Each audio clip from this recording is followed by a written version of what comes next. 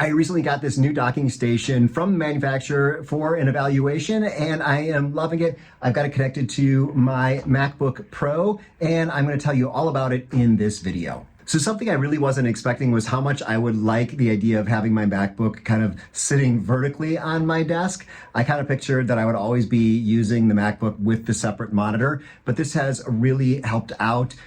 It stores the MacBook out of the way, and it allows me to connect up everything that I need, including 2 monitors, and that's something special. This MacBook Pro with the Apple Silicon, I think it's the M1 or M2 chip, I can't remember.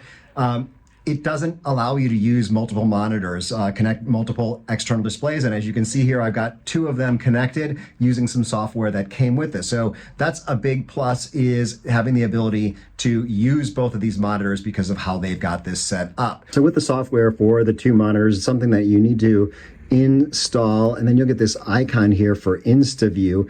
You can go to click on this to change it to a mirrored display, or click on it again and it will be an extended display. And then you can go through and you actually, if you right click up here, let me show you this, you got a number of different things in terms of the settings and the display rotation. So lots of different features built in here that are pretty convenient. Another big plus is just, I was using this guy.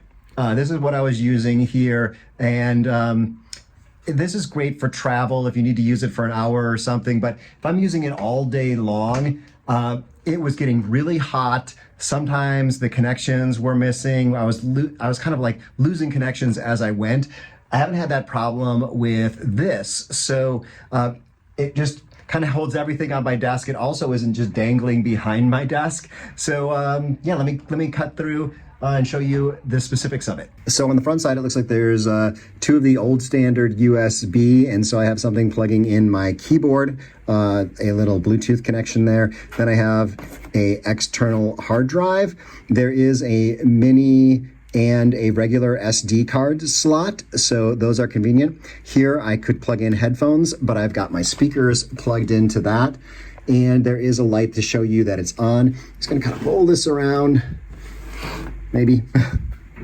So you can see here I got a lot of stuff plugged into the back of it, so it's hard to move it around. But it comes with a cable that connects into your laptop, a USB-C cable, and that plugs into, I think it's the last one over here. So you have to make sure that you plug in the correct ones on the end, because there's 2 USB-C ports. One is for the power cable that comes with it. So it comes with a little power brick. And then there is the connection to your computer. Next up, it looks like I've got another USB-C. I've got the RJ45 connection for my network. This here looks like I've got a couple of regular USB connections there for my microphone, and I'm not sure what else is plugged in there. And then I've got 2 HDMI, and they are labeled with number 1 and number 2. So it's important to put your original monitor there, and then the secondary monitor here. And then there is a VGA connection, which is kind of old school, but yeah, that kind of rounds it out. So I'm gonna come around here.